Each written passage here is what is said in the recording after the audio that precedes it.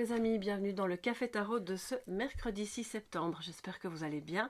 Installez-vous confortablement. On va voir quels sont les messages pour cette journée avec le Twin Tarot, mais également avec d'autres oracles en complément et également un message de sagesse à la fin.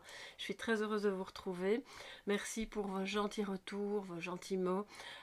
C'est toujours un plaisir de vous lire, de savoir que vous êtes là. C'est jamais loin en fait, même si on est loin en kilomètres.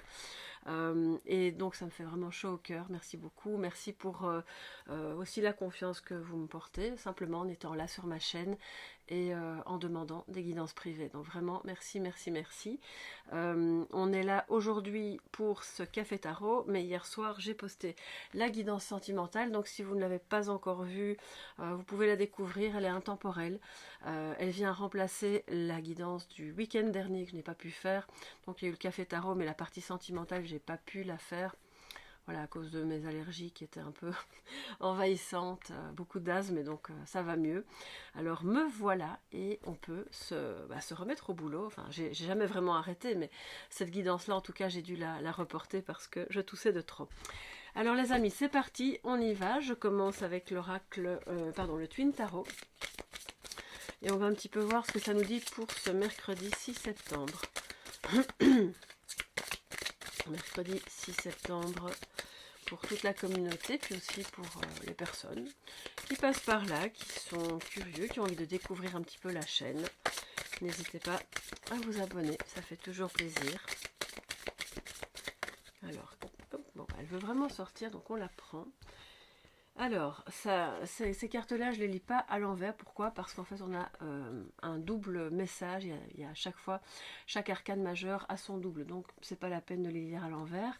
Et c'est la bonne carte qui arrive, le bon jugement, en positif en plus. Donc, c'est vraiment une renaissance, les amis. Pour moi, j'ai entendu retour à soi. Alors, c'est pas la signification première de cette carte. Et je pense vraiment que c'est ce qui va concerner certaines personnes et que la renaissance en question, qui peut être professionnelle, qui peut être amoureuse, qui peut être à n'importe quel niveau, parle d'un retour à soi, du fait que vous allez vous écouter, que vous serez non plus dans des jugements un petit peu négatifs par rapport à vous-même, mais au contraire dans quelque chose de positif. C'est une très belle énergie aujourd'hui qui vous accompagne, qui montre aussi que les personnes qui vous entourent seront plus enclines à, dans de meilleures dispositions pour justement ne pas juger de manière trop hâtive, en étant elles-mêmes prises peut-être par ce courant de renaissance.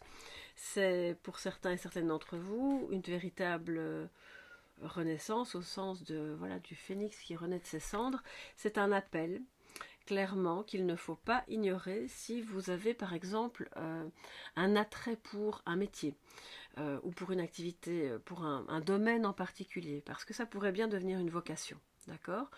Et excusez-moi si j'ai un peu de temps en temps besoin d'éclaircir ma voix.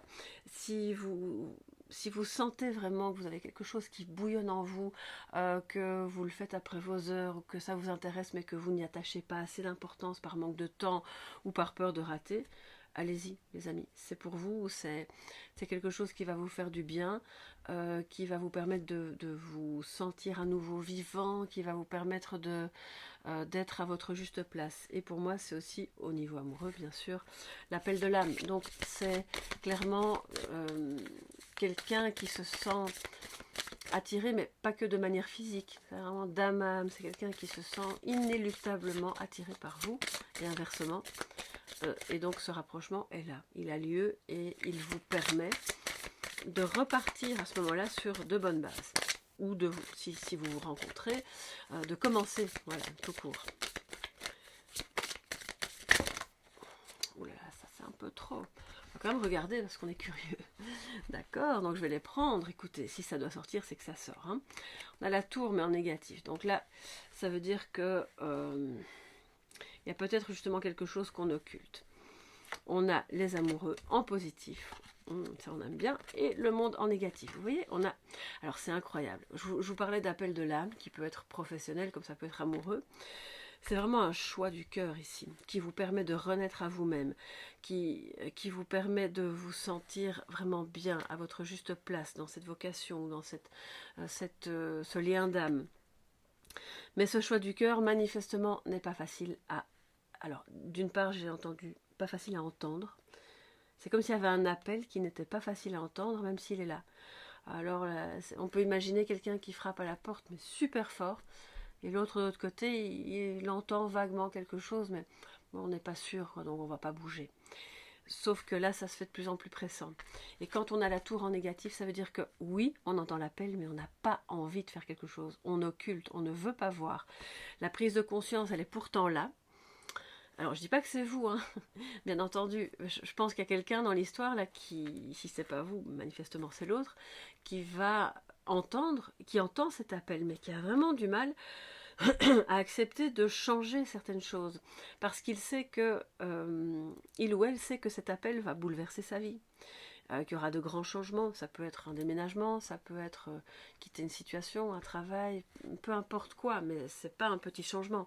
Et puis surtout, il y a quelque chose de très soudain. Et donc, comme on a le monde en négatif, ça veut dire que cette personne a peur d'échouer, ou peut-être qu'elle a déjà échoué auparavant, ça peut être vous aussi, et que malgré qu'on soit appelé par cette activité, cette passion, cette personne, voilà, ça peut être n'importe quoi, pour le moment, je vois qu'on renonce encore. Voilà, pour différentes raisons qu'il vous appartient évidemment d'identifier, puisque chaque cas est unique. Et il y a une peur de l'échec, il y a peut-être une trop grande distance géographique entre vous, que vous percevez comme étant trop grande distance. Après, c'est vrai qu'il y a parfois des gens qui ont des milliers de kilomètres entre eux et qui parviennent tout de même à finir par avoir une relation. Donc je pense que tout ça est un peu lié à l'ego. Il y a un problème d'ego ici avec la tour en négatif. On a des grosses disputes ou des grosses tensions intérieures parce que le mental dit non, non, je ne veux pas voir ça, c'est pas le moment. Et puis le cœur, là en positif, en plus on sait, ce sont les cartes positives quand elles sont blanches en dessous, dit mais si, c'est la bonne personne, oui, c'est le bon chemin, oui, c'est le bon appel. Et c'est comme si le message était arrête de lutter, arrête de faire semblant que ça n'existe pas, parce que c'est là. Bon, c'est pas moi, enfin je vous donne pas des leçons, les amis, vous savez bien comment je fonctionne, chacun fait vraiment les choses à son rythme et comme il l'entend. Moi je vous donne les messages des cartes. Alors ce qu'on va faire, parce que du coup je vous ai dit qu'il y avait un oracle après, mais je ne l'ai pas près de moi, je vais prendre l'oracle de Sceaux, voilà, qui est juste au-dessus, pour avoir le complément d'information. Et comme ça, excusez-moi, j'essaye de... J'ai du mal à l'ouvrir du coup. J'essaye de ne pas tousser dans le micro parce que c'est quand même assez désagréable pour vous. Alors, j'ai pas encore battu le jeu, mais on a la paix au dos. Il y a un pardon qui est difficile à faire, mais qu'on veut faire tous les deux aussi, qu'on veut vivre tous les deux, qu'on veut s'accorder. Après, alors on voit comme la tour en négatif est au milieu de deux cartes positives, ça veut dire que oui, il y a encore un résidu un peu bouillonnant de quelque chose qui n'a peut-être pas été digéré et qui est peut-être relié à l'ego, pas forcément, mais c'est peut-être relié à un bouleversement que cette situation a généré. Mais en même temps, ce qui vient juste après est tellement positif.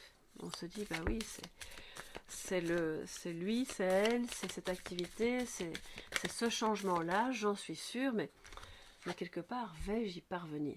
Il y a toujours ce doute, peur de l'échec, peur de... Pour moi, avec le monde en négatif, c'est aussi les personnes qui ont un déséquilibre dans les polarités, yin-yang, et qui ont besoin, pour y parvenir justement, de d'abord rééquilibrer l'une des deux polarités qui est peut-être un peu déficiente, défaillante. Ça veut pas dire que ça va prendre des années, c'est simplement d'en prendre conscience. D'ailleurs, on le voit, il y a un petit chien blanc et un petit chien noir. Donc, c'est clairement les polarités qui ne sont pas équilibrées pour le moment. Il y a quelque chose qui est soit dans votre situation ou dans votre couple trop yin ou trop yang, ou en tout cas, pourquoi j'ai entendu le mot infesté? Je ne vois pas ce que ça vient faire ici. Ou qui est en tout cas, oui, influencé, mais infesté. Oui, infesté par des pensées qui sont pas les bonnes, qui viennent parasiter et qui viennent se mettre en maître, comme pour vouloir régir l'ensemble, alors que manifestement, quand on a le jugement et les amoureux, le mental ne peut pas régir ça. Ça, c'est un mouvement de la vie, c'est un mouvement du divin. C'est pas quelque chose que notre esprit peut décider. Oh ben oui, non, ça j'accepte, ça je prends pas. Là, le mental n'a plus vraiment sa place. Il ne peut que suivre le mouvement. Ce qui n'est pas encore complètement le cas. D'accord? Donc, patience les amis. On n'a pas eu le 7 de denier ou le 7 de bâton, mais je vous dis quand même, patience. Alors, quels sont les compléments d'information pour cette journée, mercredi 6 septembre.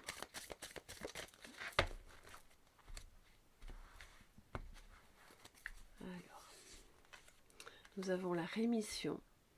Ça parle d'une maladie, bien entendu, en tout premier lieu, mais ça parle aussi justement d'une accalmie, de quelque chose qui a pu être très bouleversant, tendu, colérique, difficile à vivre et qui justement se calme parce qu'on écoute un peu plus son cœur, même si on a encore des doutes. Et nous avons la sexualité. Alors, ça c'est intéressant parce que je pense que là ça parle clairement du couple. Attendez, je vais prendre la suivante.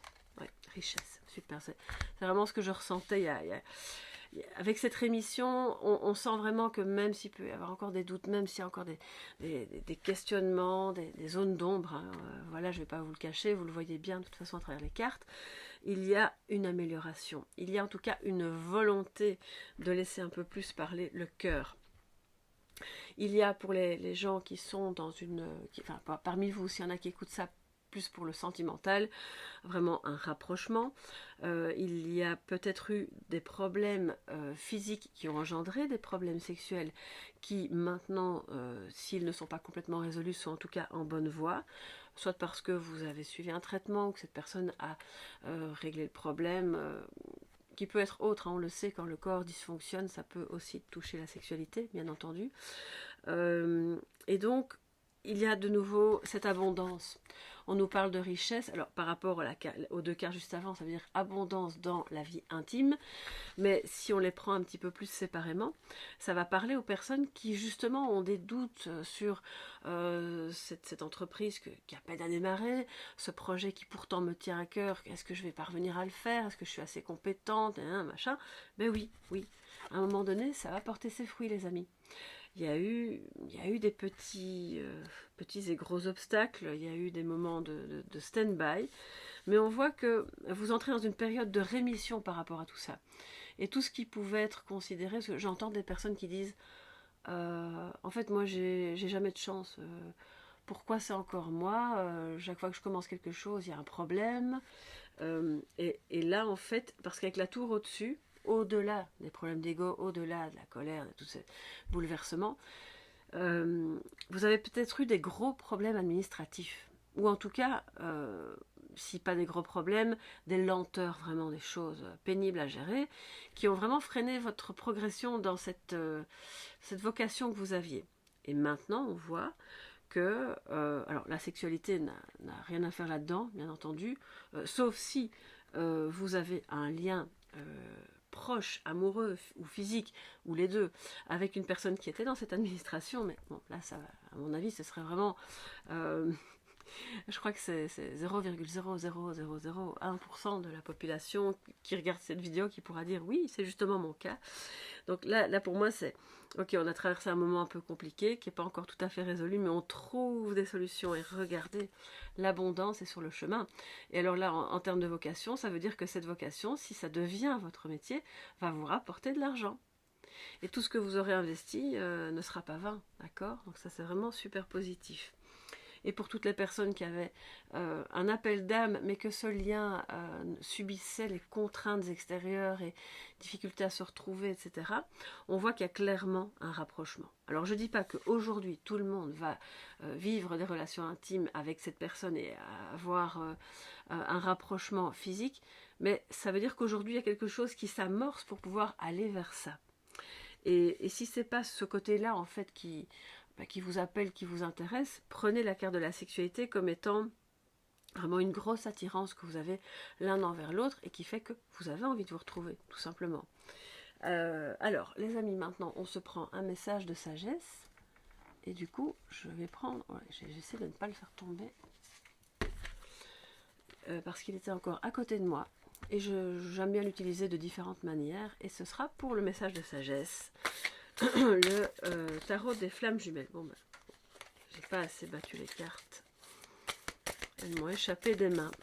Parfois, je sens quand c'est le cas. Alors, je préfère les remettre dedans. Alors, message de sagesse pour cette journée du 6, les amis. Alors, vous ne devez pas spécialement être flamme jumelle, hein, voilà, je vous l'ai déjà dit, ce tarot apporte un message pour tout un chacun, et surtout par rapport à ce déséquilibre dans les polarités que nous avons tous en nous, bien sûr. Donc c'est important de le prendre au sens large. Ok.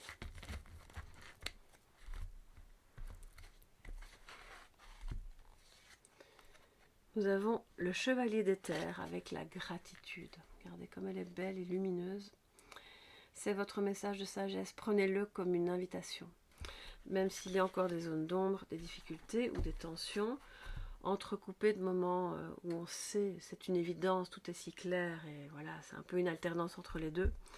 Eh bien, nourrissez ce remerciement fait à la vie, à l'univers, à vous-même, à tout ce que vous avez fait déjà sur ce chemin, à votre partenaire, si partenaire il y a, parce que toutes ces petites gratitudes, d'ailleurs il y avait un livre de, alors je crois que c'est Delphine de Vigan, ou si je ne me trompe pas, qui avait écrit Les gratitudes, très beau livre, petit livre mais très beau. Et ces gratitudes permettent justement de nourrir de belles énergies qui favorisent bien sûr l'équilibre yin-yang, qui favorisent la manifestation de ce qui appelle votre âme, qui favorise l'abondance, encore plus. L'abondance va attirer l'abondance, etc. Donc la gratitude, même quand on est dans une période encore un petit peu en stand-by, pour ce que vous avez déjà. Et pour tous les moments où ça aurait pu mal tourner, et ça n'a pas été le cas, par exemple. Donc là, c'est votre message pour aujourd'hui. Et je vais faire comme vous, hein. Voilà, je ne m'exclus pas de tout ça, et je pense que c'est important de faire ça un petit peu tous les jours, pas seulement aujourd'hui, parce que ça nourrit vraiment quelque chose de positif qui nous fait du bien. Voilà mes chers amis pour cette journée du 6 que je vous souhaite la plus belle possible. Je vous embrasse bien fort, je vous remercie pour votre présence, pour vos likes, pour vos abonnements. N'oubliez pas d'activer la petite clochette pour être tenu au courant des prochaines publications. Et puis on se retrouve demain dans le prochain Café Tarot. Très belle journée à tous, bye bye.